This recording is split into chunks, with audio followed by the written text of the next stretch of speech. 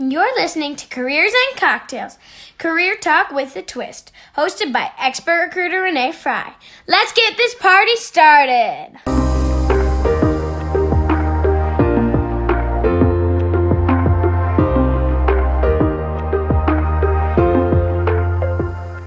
Hey everybody, welcome to Careers and Cocktails. I have one of my most favorite people here today, Jeff Marwede, and we are mixing up one of his favorite drinks, a dirty martini, which is also one of my favorite drinks. Excellent. So I can't wait. Let's share a little bit about Jeff, and then we'll get to mixing up the cocktail. Jeff is a solution sales leader and product strategist with experience assembling and directing global teams of Fortune 500 companies. As a strong collaborative partner and influencer, his success has largely been credited due to his focus on building key relationships while simultaneously driving critical business initiatives forward. He is an absolute go-getter that is driven by client satisfaction and accelerating results. He calls himself one part IT geek, one part entrepreneur, and one part trying to figure out what he really wants to be when he grows up. Aren't we all? Like myself, Jeff is an avid boater, global traveler, and loves fine wine. We have so much in common, and most importantly, he's expecting his first child in a few days. So, congratulations. Thank you very much. And I'm curious, with having a baby, what does your company provide for paternity leave? So paternity leave is 2 weeks, and thankfully Ash, from a maternity leave perspective, is blessed with the opportunity to take 3 months. However, she's going to take a little bit more, just because it's quite the once-in-a-lifetime opportunity. So. Right. Wow. So she's going to take 6 months off. 6 months off. That's fantastic. Yep. Every company should do that. We should be like, you're up with maternity and paternity leave. All right, let's get this Grey Goose Martini rocking. So we've got ice already in the shaker. And for those of you that don't know, Grey Goose was created in the 90s by Sidney Frank, who later sold the brand to Bacardi. And Grey Goose is produced in France. It's one of my most favorite vodkas. It's so smooth, and you can make one fantastic dirty martini out of it as well. So Amen. Here we go. Let's do it. So how many parts of vodka do we need? Let's do 2 parts. Okay. So then I'm going to double it? 2 parts per drink, so double it. Yep. Okay. So we're going to do pouring in the vodka, and I did this 5 million times. I'm not left-handed, and I always do that. So we have 1 part going in.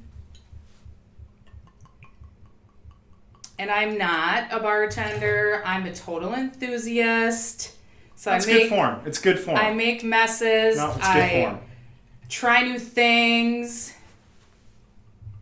All right. Whoops, that was a big mess. No worries. All right, and then what's next? We'll do 1 part per of that, so 2. Okay. And this is olive juice from Lehman Farms. The best. Blue cheese stuffed olives in here. Okay. And we've already got the vermouth in. Yep, we've already got the vermouth We've in. swirled it around the glass. A little bit of water, unless we'll let those... Actually, let's maybe let the ice cubes marinate, and then we'll put the hot rocks in the martini. Okay. So you tell me when we're going to... let's shake it up. Okay. Let's rock this party. So what's your biggest... Are you scared with the new baby being your first? Oh, terrified. Me too. I was never pro kid to and that's maybe a really negative way to put it, but I was never super excited about kids to begin with. That's how I was. I never wanted kids until I met Dustin. Yep, same. So I think I was sharing with you right before we went live is I've never even changed a diaper before. So I have no idea what's about to happen, but it's going to be quite the disruption. I know that. So. Yeah, it'll be so worth it. Yeah. I was the same. My husband and I, when our first was born, we were leaving the hospital, and we were in the car, and she was in the car seat, and we were crying because we were like looking in the back like, oh shit, now what do? We are responsible for this person. Yep. Okay, so we're going to pour the martini in. Am I pouring it with ice? Pour it first as is, and then we'll split the what I call hot rocks. Okay. So. Hot rocks. Let's make sure we have enough for both of us. God knows my measuring style.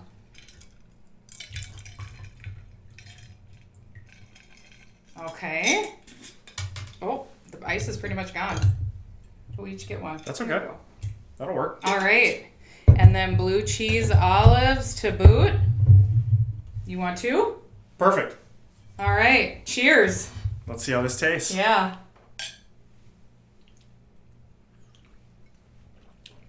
Oh, yum. That's so good. A little on the dirty side, but sometimes that's good.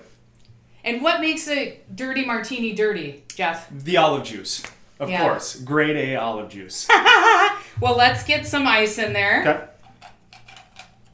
We'll dilute it just a bit. Perfect. So, Jeff, we are making one of your most favorite drinks. What can we celebrate for you this week? I was going to say we probably already covered it a little bit, but with baby girl on the way, it's not official, but quite the celebration is right around the corner. So, cheers to that. Cheers. We'll see if I'm capable of fatherhood. Of course you are. DVD. Jeff is good at anything he does, and so I know you're going to knock it out of the park. He's going to be A++ dad, I just guarantee it. So, Jeff, pretend I'm a kindergartner. Yep. Explain to me, what do you do for a living? So I help IT guys and gals, computer guys and gals, make more insightful decisions around their work. Cool. And that's probably it in a nutshell. Cool. And what did you want to be when you grew up? Is that what you wanted to be when you grew up? You know, actually, funny enough, what I wanted to be when I grew up, and this is actually quite the day to share this, but what I wanted to be when I grew up was a pilot, a commercial airline pilot. And I remember sitting in homeroom of high school the day I decided not to, and that was unfortunately September 11th. And so here we are on the 18th anniversary of September 11th. And it's an interesting question because I didn't even think about it until this point in time. But it was at that point in time where I thought maybe I would be safer on the ground for a future career. Yeah. And so ultimately decided to pivot and move into more of a business management focus in college. So, Sure. And so you were from the esteemed group that we all know of, former Targeteers. Correct. We met working at Target Corporation. We were both recruiters. And I'd love for you to share a little bit about your experience there. Like, what was the interview process like? How did you land the job there? Yep. So this, I was kind of born and raised in more the consulting services side of the house. And so this whole notion of moving into corporate America was a bit new. There was a bit more structure. And so part of that, obviously, the interview process I knew was going to be a bit more structure.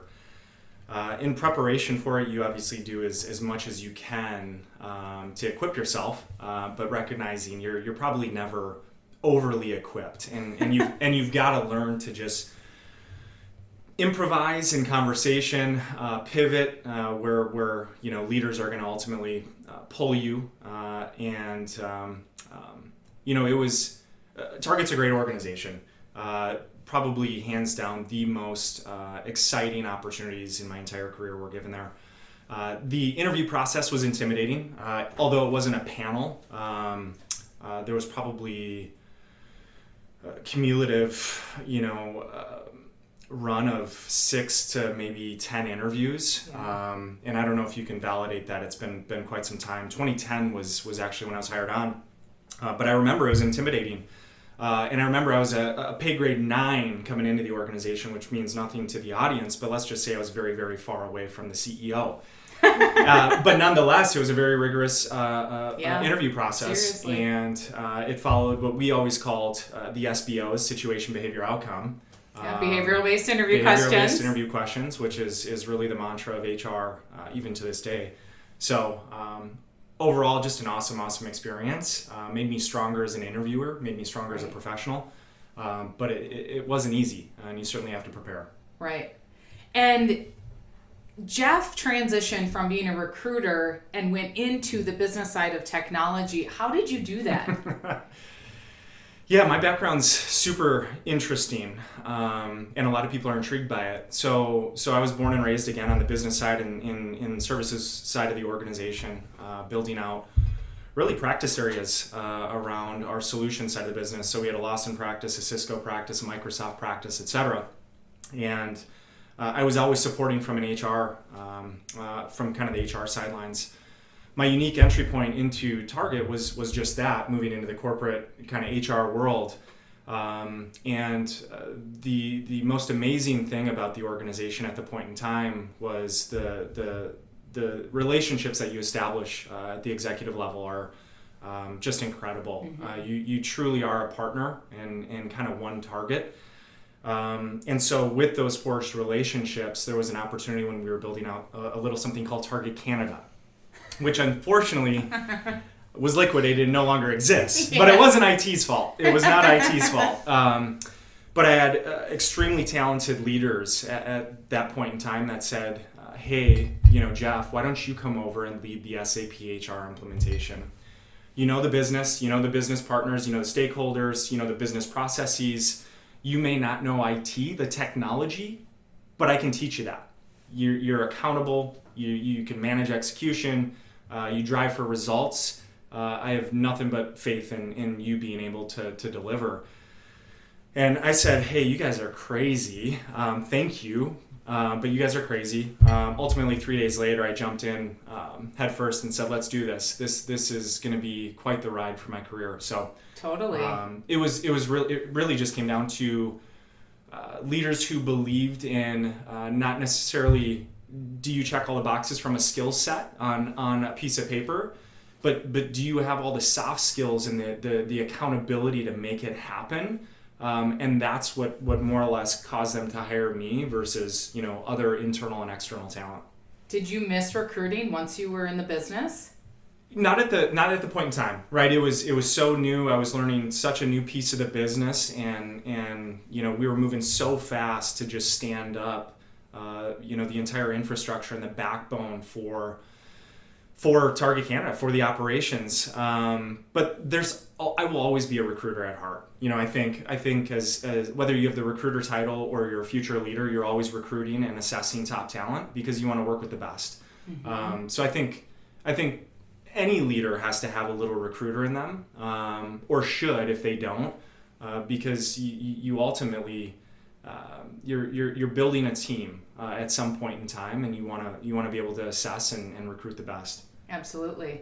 So knowing you didn't have all the IT foundation, mm-hmm. or some of the critical other knowledge, mm-hmm. to perform in that function, but you had all the soft skills and all of that, how did you ramp up quickly? Where were the gaps that you needed to fill in, and how did you do that? Because a lot of people transition into different lines of work, and I'm sure they'd love to hear about that. Yep. No, that's a good point. So I think for any role, no one's ever fully equipped. Even coming into a new organization and almost with the perspective of I've been there, I've done that. I think you always need a little piece of humble pie and recognizing it's reality, right? Really getting in to understand the culture and the overall business and how things work, because just because it worked at one point doesn't mean it's going to work, and you can't just, you can build the framework, but the way in which you operate might have to look a little bit different. So for me, for example, I had the Target knowledge, I had all the HR business process knowledge, I didn't have the technology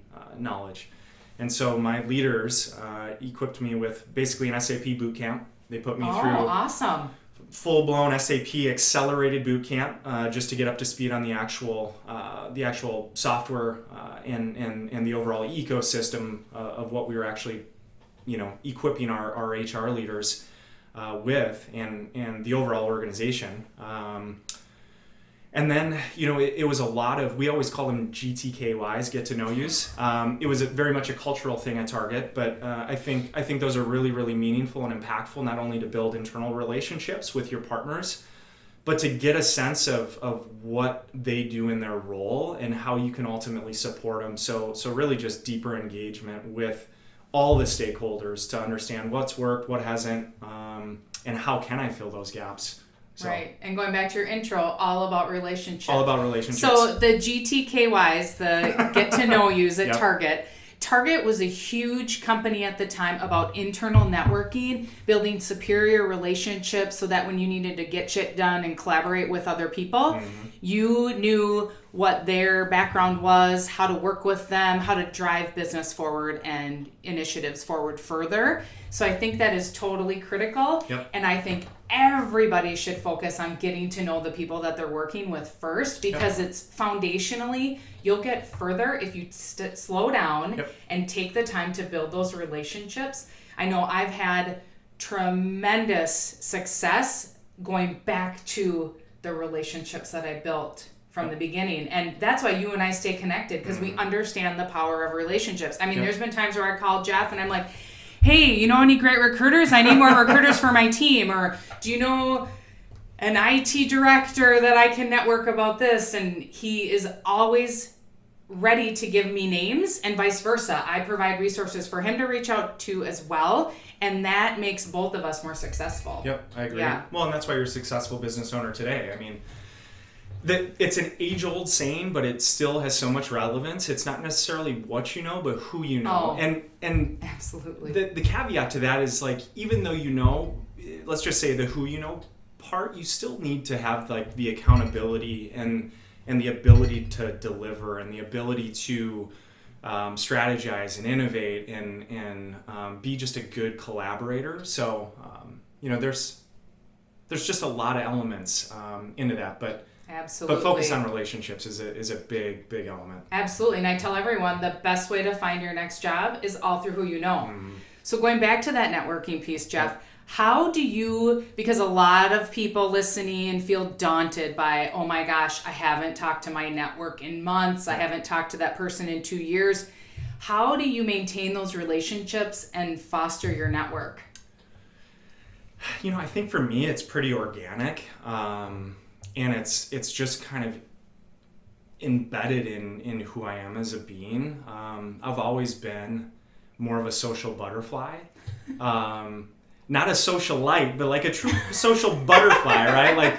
Like somebody who just thrives off other people's energy and just network. So, a lot of people I do see, have kind of continued in their career and they've had amazing tenured careers with organizations like General Mills or Target or whatever it may be.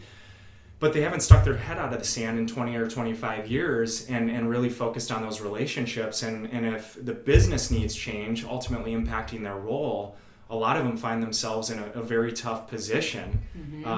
And starting up that network, although it might be wide and mighty, with those many years working with such great individuals in an organization, you kind of lose sight of that. So for me, it's, we can go back to just our relationship. I think we get together at least once a year over lunch or coffee or a phone call at the very least. And I don't have a structured cadence in how I keep the network alive, but it's very much if somebody starts a new career, hey, let's grab lunch, let's reconnect. I'd love to hear about what you're doing.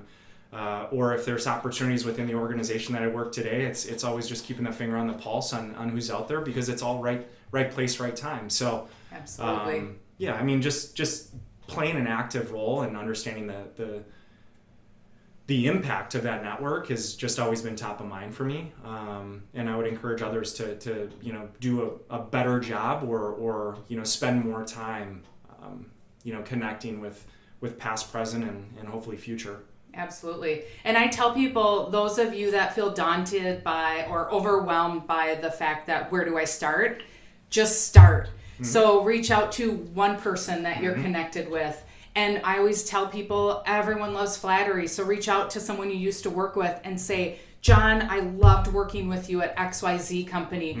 I'd love to reconnect. How do you feel about that? Let's grab a coffee. I'm going to be in your neck of the woods.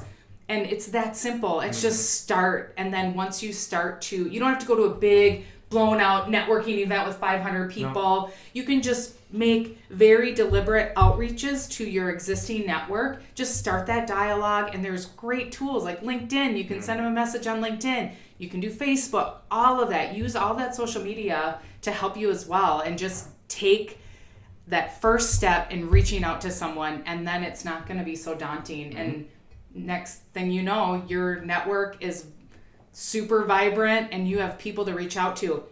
And another thing, which is why we stay connected as well, is even though you're changing companies, there's so much value for me to bounce ideas off of other people at other organizations. Absolutely. So tell me, how do you utilize that in your role right now? Oh, I would say probably daily. It's hard to put my finger on just one example, but for those that aren't local, we're based here in Minneapolis, St. Paul, Hudson, Wisconsin currently.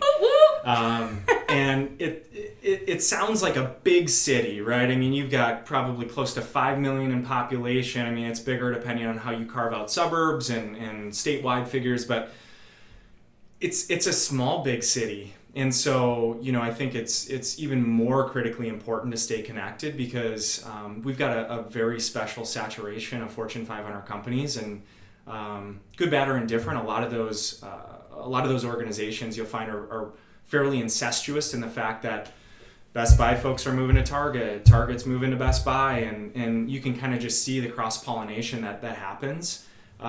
It's good. There's different opportunities, but for me specifically, in more of a relationship management role today, I've got a named set of accounts that I support at the executive level. But as you can imagine, at the executive level, tenure is, depending on what you're looking at, CIO or CEO, is anywhere from 3 to 7 years. So it's guaranteed at some point in time in the support of that respective account that there's going to be movement. And so just playing a diligent and focused effort on keeping the network alive, right, is probably the most general way to answer that question. Sure. Hopefully that's what you're looking for. But let's have another sip. Cheers.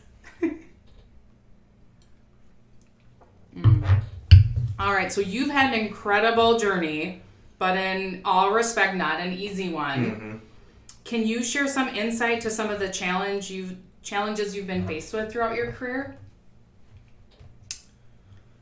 Yeah, I think what's interesting is I just reminisce, my overall career is, I almost feel like in every promotion, in every lateral move, in every vertical move, I was frankly somewhat unqualified, but I always had leaders that believed in me. And so I think in any capacity, as I look across just my promotional path, for example, it's I built the right frameworks, but I didn't necessarily know how to do the future job. And so, it's not really a challenge, but it's always been a challenge to myself, is to stay curious, right? Stay curious in any capacity, because you just need that humbleness of curiosity to continue to seek to understand and find ulterior meanings or different meanings in why you do what you do and how you can help solve certain parts of the organization or whatever you're working on, like those respective problems. When you were unqualified and Yeah. you stepped into that, how were you scared?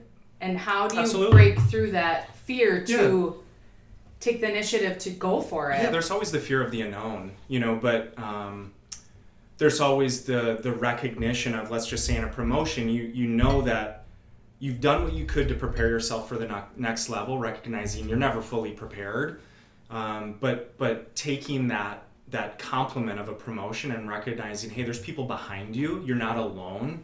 And any great leader will equip their team and their talented individuals with whatever they need.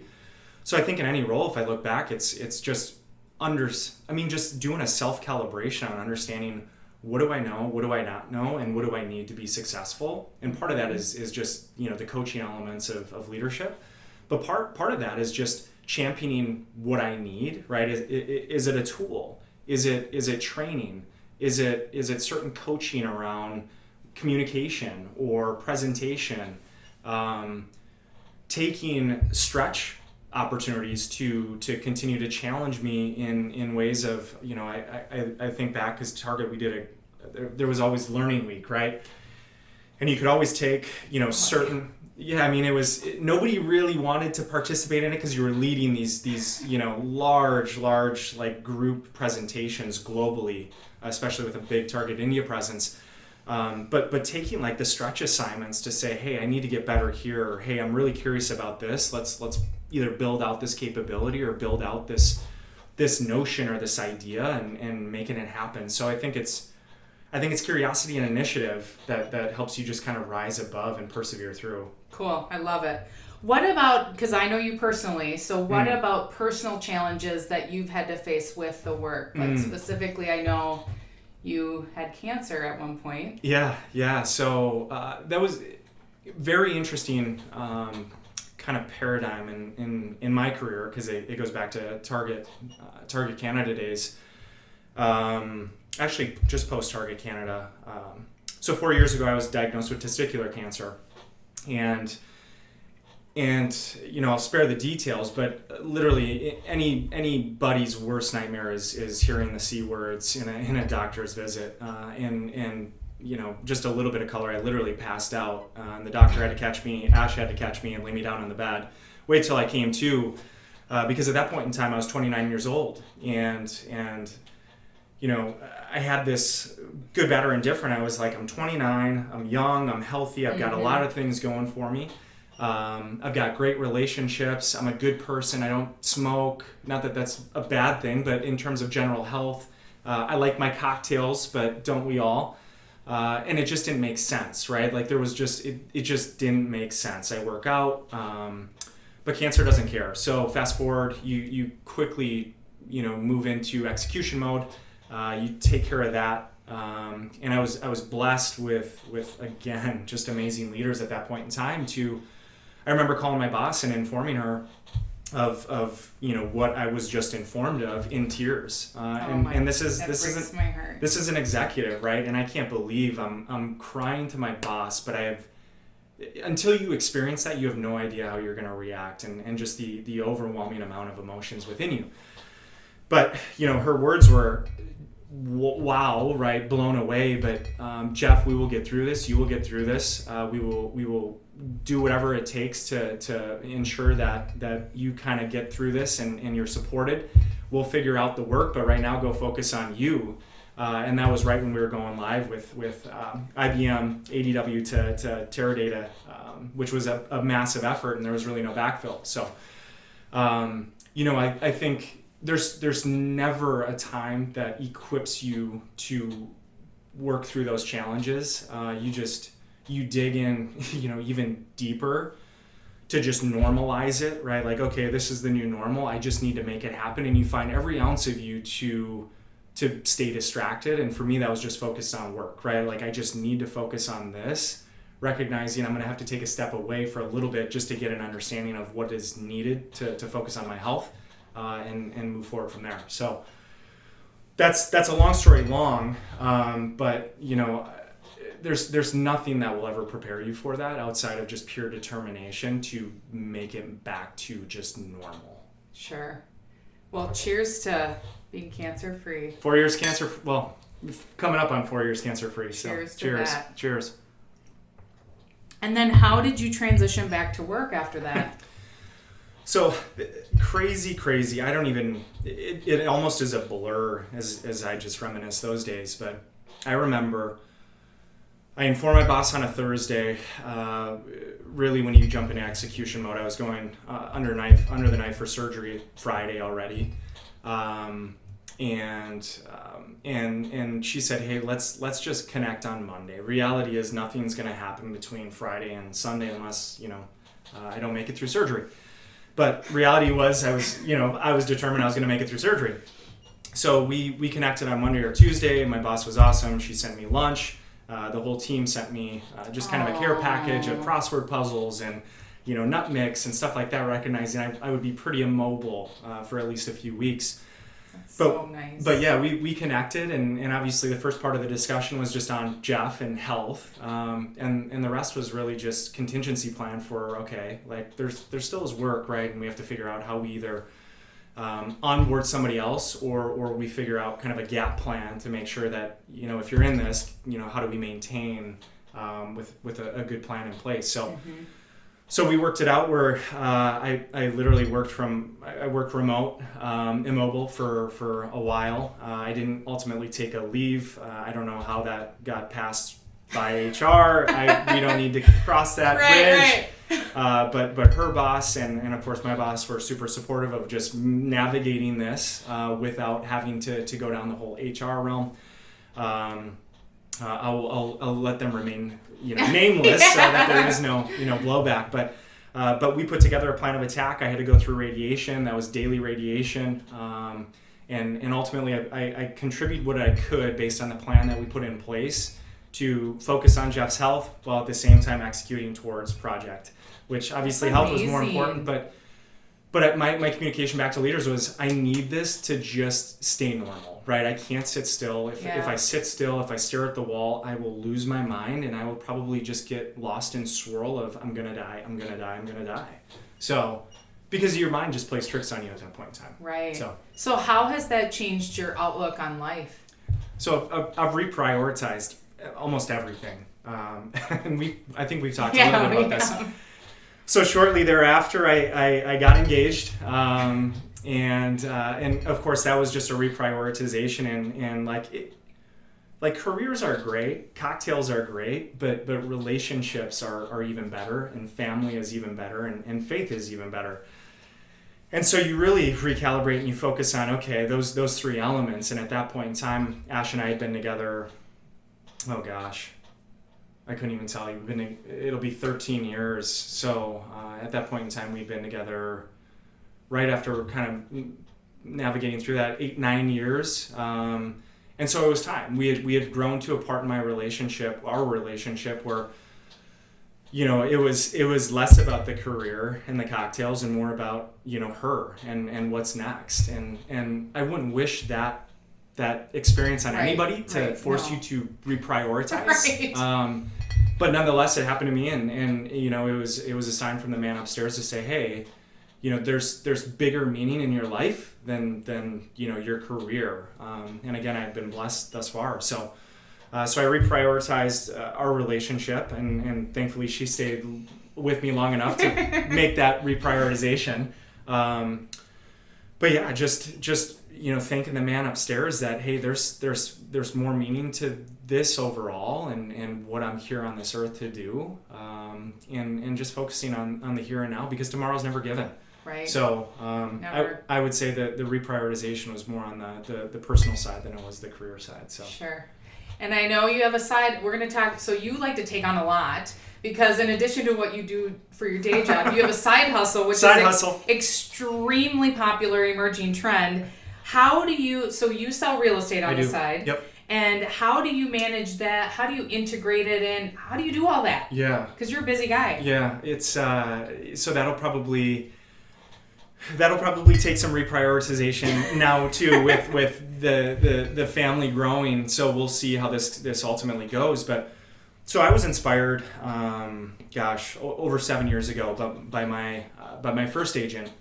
Well, even before that, I'll even go prior to that. My dad was an investor growing up. Oh, I didn't know that. And so he had a portfolio of duplexes, and I remember going around and mowing lawns with Dad on every Saturday, Sunday, picking up the beer bottles. At that point in time, you could actually recycle the beer bottles in the cases, and you bring them into the liquor store, and I can't remember what you get, but I picked up all the beer bottles, right? So we had great renters, clearly. But I remember that, and I was like, gosh, okay, there was something here. Dad did something, because Dad's been pretty darn successful, and obviously been one of my role models growing up. So as I began to just kind of get introduced to the world of real estate, i.e. purchasing my first property, I was like, okay, it was just kind of at the downturn of the economy. Was it 2008? Yeah, like 2007, 2008-ish. And So I bought the property pretty well, sold it a couple years after, and made more money than I would have ever dreamed. And so at that point I was like, okay, why don't I selfishly go get my real estate license, because I can control on the front end and the back end, and frankly, I'm more inspired now than ever to build an investment portfolio, and of course I've got the license to do that. I don't have to rely on anybody else. Right. So I went and made it happen. Fast forward, here we are 7 years later. What's happened is, and this is just the power of relationships. So back to just kind of the common denominator here is I've had so many friends and colleagues and acquaintances and coworkers and you name it, reach out to me. I don't do any business development. I don't do anything. I don't do maybe You're a little bit. not on the bus bench with your photo. No, not at all. I'm not on the bus City bench. bus I don't do bench. any marketing. I do have a Facebook real estate page with a small following of like 250 people. Not that, it's all my friends that follow me on Facebook. So, but they're kind enough to stay in tune. But what's happened is that just organically, that whole movement has been, hey, Jeff, I'm looking for a great agent. Why would I pick anybody but you? Like, you're awesome. You clearly understand it. You've been doing it for a long time. Your dad was an investor. Like, I trust you. Mm-hmm. And the beauty is I'm not in it for the income. The income's great. Don't get me wrong. I'm blessed. We're blessed. We reap the results of that blessing. But they know that it doesn't pay my mortgage. It doesn't put food on the table. It doesn't make my car payment and all of that. So there's really a no pressure opportunity to just support them. And frankly, I always think it's guiding and protecting some of the closest to me. So really, really awesome opportunity to just share that journey with some of my closest, friends and family and acquaintances. That's awesome. So there was something in you saying, you should do this, and then you listen to that voice, right? You never know where it's going to go, but curiosity kind of killed the cat, and I followed the journey, and it's been awesome. So I love that. Year over year, the business continues to grow. Lots of people ask me, why don't you just do that full time? And I'm like, I'm having too much fun doing what I'm doing. I love the diversity in my day. I love the diversity in just, we'll call it both careers. And again, it's just so foundational. I just love the relationships that both bring in my life. So I love that. Yeah. So if you were able to sit down with your 20-year-old self, what would you tell him? Oh, that's an interesting question. I would say explore. Like, you just need to have the curiosity. On my drive over here, I thought you were probably going to ask something along those lines. And I was thinking, you know what, I wished, throughout my college journey that they would have equipped me more with just, what do you want to be when you grow up? And okay, here's paths, right? Like, here's what you can do here, here's what you can do here. And they really don't do that. No. And that's maybe by design as a society and how the curriculums are set up. But I would say, like, just explore. Like, explore what you're passionate about. I have friends who got a degree and quickly pivoted shortly thereafter. And that's okay. That's 100% okay.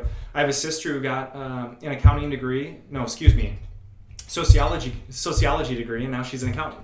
That's funny. I have a sociology degree, but I started as a mechanical engineer, and I was crazy. Like, yeah, this isn't what I want to do for a living. And I love those stories. Right. I wish there was maybe a little bit where you could be a little bit more planful about your time in college, because I wish that exploratory phase could almost be accelerated so you could actually get the education. But I think maybe that's the beauty in the lack of design, we'll call it, where you can either quickly pivot and you can get educated and you're just that much stronger as a professional and being equipped and understanding just pieces of business or pieces of culture or pieces of whatever. Right. So. And my philosophy in college, I would tell everybody that I just need the piece of paper. Unless you're an accountant or an engineer, you can learn everything unless you're going into a very specialized skill set. But I was like, I just need the piece of paper, and I am ambitious enough to do whatever I want. And my counselor in college looked at me like I was crazy when I told him that.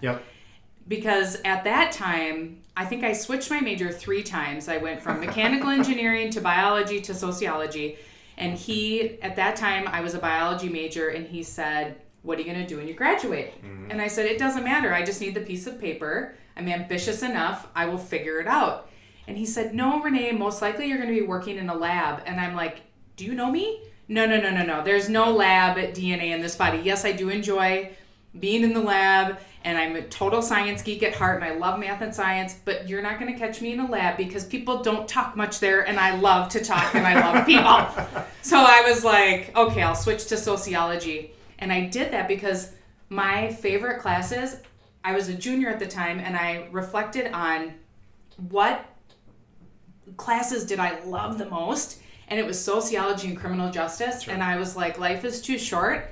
I'm going to take all the classes I love, and I'll figure out what I'm going to do later. And it all worked out for me in the end. So yeah, I mean, just to like hammer that point home, I've again had unique experiences throughout my career, probably more unique than most, although they say, you know, you'll ultimately switch careers at least 4 times, especially in our age group. But I would say there's never been an opportunity where they're like, hey, what was your degree in, right? There was never an opportunity where what did that piece of paper say to hold you back? Exactly. That's never come up. And so don't think that you can make the wrong decision, because you can do anything you want to do and be anything you want to be. Absolutely. Well, we're going to leave it right there. That's a great way to end it.